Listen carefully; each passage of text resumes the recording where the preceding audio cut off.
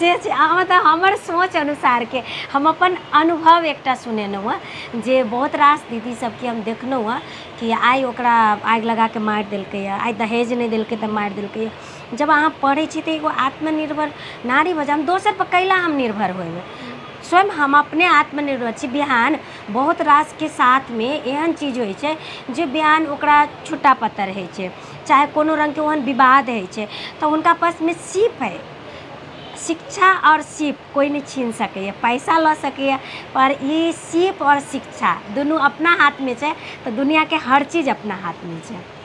ई अहाँके बहुत जरूरी अछि।